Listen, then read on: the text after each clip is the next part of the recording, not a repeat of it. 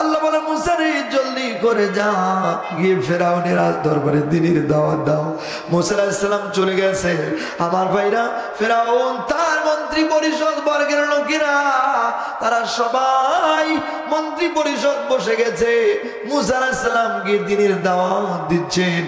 এবার পিছন থেকে মন্ত্রী পরিষদের আমার ভাইরা লিডাররা মাসাদে মারাই, এরা নাকি বুদ্ধিজীবী। আসলে না, এরা বুদ্ধিজীবী না, এরা বুদ্ধিজীবী নামের পরজীবী। কথা বলেন ঠিক না? এরা নাকি সুশীল সমাজ। আমি বলি এরা সুশীল সমাজ না, এরা হলো সুশীল সমাজ। কথা বলেন ঠিক না? আমার দেশও আছে, আমার ভারত মাথায় কোনো চুল নাই, এরা নাকি বুদ্ধিজীবী। আমি বলি না, এরা হলো আগাছা নামের পরগাছা। জোরে বলেন কথা ঠিক না? এরকম একজন পিছন থেকে আমার ভাইরা বুদ্ধিজীবী ফেরাউনের ডাক দিয়ে বলে, বাদশাহ এখন ফেরাউনকে থামাতে হবে। এমন সময় আমার ভাইরা মুসা আলাইহিস সালামকে লক্ষ্য করে ফেরাউন বলে, ওয়াকালা দারুনি মুসা আকুতুলু ইন্নী আখাফু আইয়ু বাদদিলা দীনাকুম। আল্লাহু আকবার বলেন। ওয়াকালা ফিরাউন বলল, দারুনি আমাকে ছেড়ে দাও। হে মন্ত্রী পরিষদ বর্গের লোকেরা, তোমরা আমাকে ছেড়ে দাও, নইলে আশঙ্কা হচ্ছে ইন্নী আখাফু আইয়ু বাদদিলা দীনাকুম, আমার ভয় হচ্ছে মুসা তোমাদের দ্বীনকে পাল্টিয়ে দিবে। আল্লাহু আকবার। দ্বীন শব্দটি কোরআনে তিনটি অর্থে এসেছে আমার ভাইরা। একটি হলো ইসলাম অর্থে দ্বীন। আমার ভাইরা দ্বীন সবাই দ্বীন একটু হচ্ছে, একটি হচ্ছে আমার ভাইরা দিন সমাজ ব্যবস্থা অর্থে দিন, ইসলাম অর্থে দিন, কিয়ামতের দিবস অর্থে দিন, যেমন মালিকি ইয়াউমিদ্দিন। আলিয়ামা আকমালতু লাকুম দীনাকুম ওয়া আতমামতু আলাইকুম নিয়ামাতি ওয়া রাদিতু লাকুমুল ইসলাম দীনা। এখানে দিন শব্দটি ইসলাম অর্থে এসেছে। আর একই শব্দ এ ভাইরা এখানে এসেছে সমাজ ব্যবস্থা অর্থে দিন। ইন্না আখাফু আইয়ুবাদদিলা দীনাকুম বলছে মন্ত্রীদেরকে। ফেরাউন বলছে আমাকে ছেড়ে দাও, আমার ভয় হচ্ছে মুসাকে যদি আমি হত্যা না করি তাহলে তোমাদের সমাজটাকে পাল্টিয়ে দেবে। ইন্না আখাফু আইয়ুবাদদিলা দীনাকুম, দিনকে পাল্টিয়ে দেবে। ভাইরা আমার, তারাও হলো এই দেশ যারা পরিচালনা করেছে, বোঝা গেছে ওরা বুঝতে পেরেছিল আমাদের জাতীয় নেতৃবৃন্দদেরকে ফাঁসির কাস্টে জেল জুলুম নির্যাতন আর হত্যা না করলে, শহীদ না করলে তারা দিনকে পাল্টিয়ে দিবে। কথা বলেন, কথা বলেন। এ ভাইরা, সেই জন্য ওরা ভয়ে কিন্তু আমাদের জাতীয় নেতৃবৃন্দকে ফাঁসি দিয়েছে। ওরা বুঝতে পেরেছিল এই দিন যে চলে আসবে, এখন আমার 53-54 বছর সব দেখা শেষ। আগামীর বাংলাদেশ কোরআনের বাংলাদেশ। লিল্লাহে তাকবীর। এ সোনার ভাইরা, গভীর মনোযোগ দিয়ে কথাগুলো শুনবেন। যখন দিনের দাওয়াত নিয়ে গেছে আমার ভাইরা, ফেরাউন তার জ্যোতির্বিদদেরকে ডাক দিল, মুসাকে তোমরা জাদু করো। আমার ভাইরা মুসা আলাইহিস সালাম এবার ভয়ে কাতর হয়ে গেলেন, বললেন আল্লাহ এরা তো আমাকে করলো জাদু, আমি তখন কাবু। আল্লাহ বলে, হে মুসা আমার নাম হলো আল্লাহ, আমার সাথে যারা দেয় পাল্লা আমি রাখি না তাদের ঘাড়ের পাল্লা। একবার জোরে কোন সুবহানাল্লাহ। ওয়া মাকারু ওয়া মাকারাল্লাহ ওয়াল্লাহু খায়রুল মাকিরিন। এই পৃথিবীতে শ্রেষ্ঠ কৌশলী জোরে বলেন তো কে? আমার ভাইরা, যতই ষড়যন্ত্র করুক না কেন গোটা দুনিয়ায় ইসলাম আর মুসলমান বিদায়ের ষড়যন্ত্রে আমার ভাইরা কাফির মুশরিকদের বদৌলতে গোলামেরা, বিশেষ করে ভারত আমেরিকা ইসরায়েলের দালালেরা যতই হলো ইসলাম আর মুসলিম নিধনের ষড়যন্ত্র করুক না কেন, ষড়যন্ত্রের জাল আমার আল্লাহর কাছে ছিন্ন করতে 0.1 মাইক্রোসেকেন্ডের প্রয়োজন হবে না। আপনার ঘরের কোন একটা মাকড়সার জাল মুড়ালে আমার ভাইরা শাহাদাত আঙ্গুলিতে একটা টান দিবেন, সময় লাগবে 0.1 মাইক্রোসেকেন্ড। আমার আল্লাহর কাছে কাফির মুশরিকদের পাথারো জাল ছিন্ন করতে 0.1 মাইক্রোসেকেন্ডের প্রয়োজন হবে না। 0.9 মাইক্রোসেকেন্ডে সব জাল ছিন্ন ভিন্ন হয়ে যাবে। বলেন কথা ঠিক কিনা? যেমনটি হয়েছে অতীতে, কথা বলেন ঠিক না আছে? ইন্নাহুম ইয়াকিদুনা কায়দা ওয়া আকিদু কায়দা ফামাহিলিল কাফিরিনা আমহিলহুম রুয়াইদা। আল্লাহ সুযোগ দেন, ছাড় দেন না, কথা বলেন ঠিক কিনা?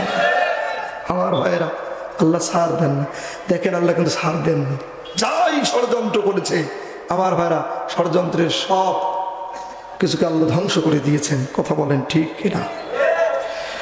আল্লাহ নবীর ব্যাপারে ষড়যন্ত্র হয়েছিল, ওয়াইদিয়াম কুনু বিকাল্লাযীনা কাফারু লিয়ুসবিতুকা ওয়া ইয়াকতুলুকা আও ইউখরিজুকা ওয়া ইয়ামকুরুনা ওয়া ইয়ামকুরুল্লাহ ওয়াল্লাহু খায়রুল মাকিরিন।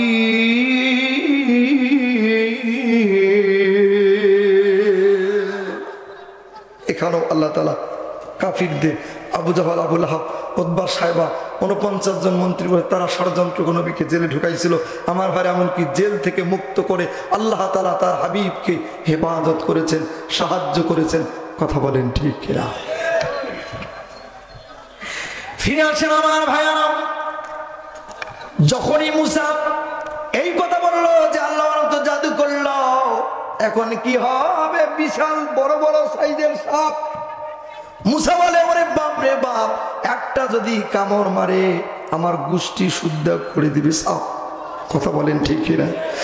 আর আমার মুসা রে, তোর হাতে ওইটা কি বলে লাঠি, লাঠিটা জমিনে ছেড়ে দেওয়ার দায়িত্ব হলো তোমার, আর এর দাঁত ভাঙ্গা জবাব দেওয়ার দায়িত্ব, জোরে বলেন তো কার? যেই না লাঠিটা জমিনে ছেড়ে দিয়েছে আমার ভাইরা, ওদের যে সাইজের সাপ ওর থেকে আরো বড় সাইজের একটা অজগরে পরিণত হয়ে গেছে। সব সাপ ধরছে আর খাচ্ছে, ধরছে আর খাচ্ছে। এবার জ্যোতির্বিদরা, জাদুকররা আমার ভাইরা, তারা বলছে, ফেরাউনকে বলছে, ফেরাউন আমাদের কাম তো একেবারেই সাপ, যে অবস্থা হয়ে গেছে আমার ভাইরা, এই দৃশ্য দেখে ওদের মাথা খারাপ হয়ে গেছে। মুসা আলাইহিস সালামকে আর আটকাতে পারছে না। আমার ভাইরা, আল্লাহ রাব্বুল আলামিন যে হুকুম করেছেন আমার ভাইরা, আল্লাহর নবী মুসা আলাইহিস সালামের ব্যাপারে আমার ভাইরা অপবাদ ছড়িয়ে দিল। মুসাকে থামানোর জন্য তার দেশে আমার ভাইরা, তার মন্ত্রী পরিষদের ওই যে আমার ভাইরা টাকুয়া, ওই যে বুদ্ধিজীবী নামের পরজীবী যারা ছিল, তারা হলো আমার ভাইরা বলে দিল, মুসারে তোমার 3টা বড় ধরনের রোগ আছে। 1 নাম্বার হলো তোমার বড় ধরনের কোন রোগ আছে, এটা যদি না থাকে তাহলে এত লম্বা পাঞ্জাবি কেন? 2 কুষ্ঠব্যাধি আছে, সেটাও যদি না হয় তাহলে তোমার একটা বড় একটা ছোট। এটাকে আপনারা কি বলেন? কথাটা বানায় বলছি না, বুখারী শরীফ 2টা খণ্ডে সমাপ্ত। আমার ভাইরা, প্রথম খণ্ড 42 পৃষ্ঠা, এই হাদিসটা এখন যা বলছে এই অংশ কান, সেখানকার এই অংশ। এ ভাইরা গভীর মনোযোগ দিয়ে কথাগুলো শুনবেন।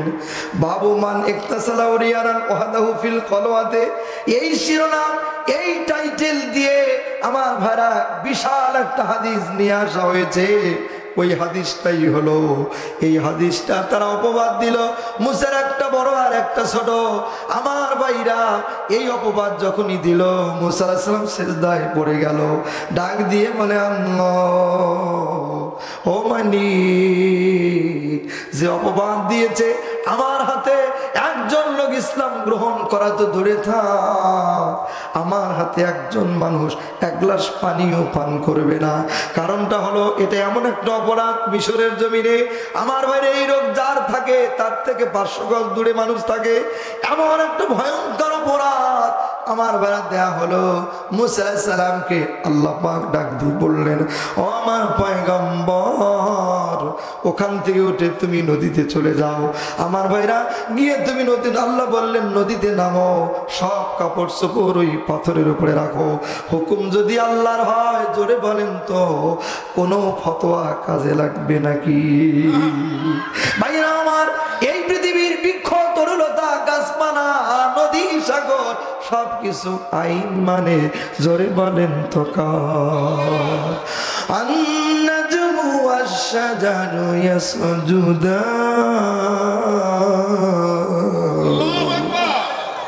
সম্মানিত ভাইরা আমার, গোসল সেরে তিনি সামনে উঠেছেন। মজার ব্যাপার হলো লুঙ্গি পাঞ্জাবি নেবেন পরবেন।